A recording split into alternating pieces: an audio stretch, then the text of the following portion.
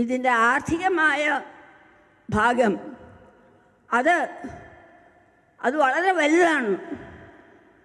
അതിൻ്റെ 2/3 അതായത് 2 ലക്ഷം ഞാൻ ബഹുമാനപ്പെട്ട മുഖ്യമന്ത്രിയുടെ ദുരിതാശ്വാസ നിധിയിലേക്ക് സംഭാവന ചെയ്യാൻ ആഗ്രഹിക്കുന്നു. ഉദ്ബുദ്ധമായ മഹാസദസ്സിനും എൻ്റെ വിനീതമായ അഭിവാദ്യങ്ങൾ.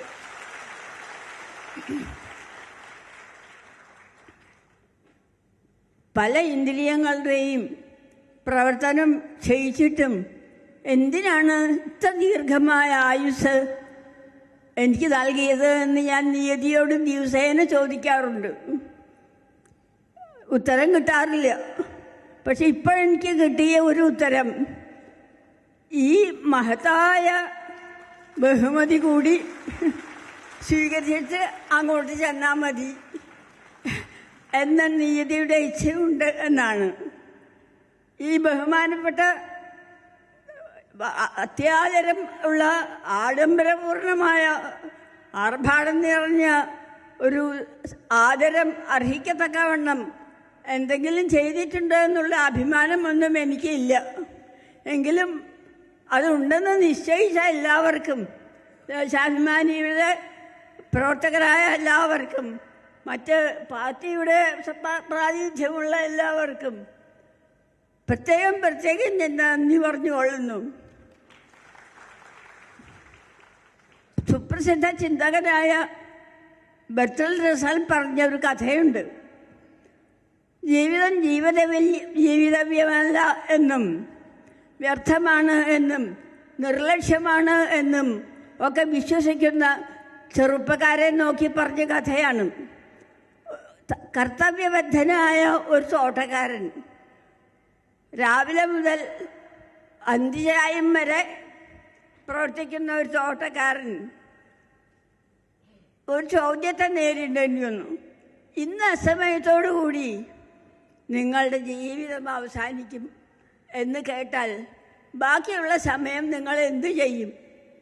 അയാൾ ഒരു ചാഞ്ചല്യവും കൂടാതെ, ഒരു പരിഭ്രമവും കൂടാതെ, ഞാൻ ഈ തോട്ടപ്പണി മുഴുവനാക്കും എന്ന് പറഞ്ഞു.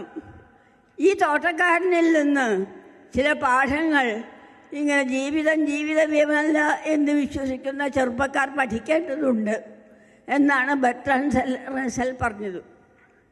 എൻ്റെ തോട്ടപ്പണി ശരീരം കൊണ്ടുള്ളതല്ല, മനനേന്ദ്രിയം കൊണ്ടും വാഗിന്ദ്രിയം കൊണ്ടും ഉള്ളതാണ്.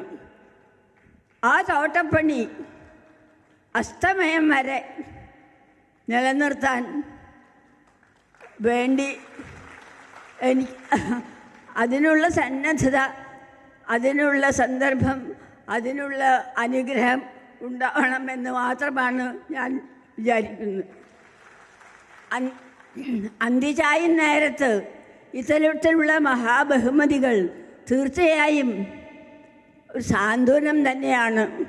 ഈ സാന്ത്വനം എനിക്ക് നൽകിയതിനും അത് മുഖ്യമന്ത്രിയുടെ മഹത്തായ കർമ്മ പരിപാടികളുടെ ഇടയ്ക്ക് കുറച്ച് സമയം ഇതിനു വേണ്ടി കണ്ടെത്തിയ അദ്ദേഹത്തിൻ്റെ കൈകളിൽ നിന്നാണെന്നും ഉള്ളത് എന്നെ ധന്യയാക്കുന്നു.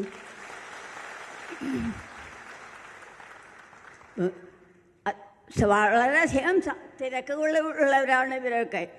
സ്വതः ദീർഘഭാഷണത്തിന് കുപ്രസിദ്ധി നേടിയിട്ടുള്ള ഒരാളാണ് ഞാൻ.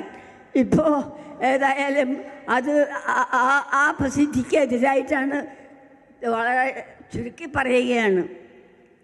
ഈ ബഹുമതി ആർത്ഥികമായിട്ടുള്ള അതിൻ്റെ വലിപ്പം കൊണ്ട് അല്ല എന്നെ സന്തുഷ്ടയാക്കുന്നത്, അതിൻ്റെ മഹത്വം കൊണ്ടാണ്. ഇവിടെ എല്ലാ പറഞ്ഞ വാക്കുകൾക്ക് ഞാൻ, നല്ല വാക്കുകൾക്കെല്ലാം ഞാൻ നന്ദി പറയുന്നു. ഇതിൻ്റെ ആർത്ഥികമായ ഭാഗം അത് വളരെ വലുതാണ്.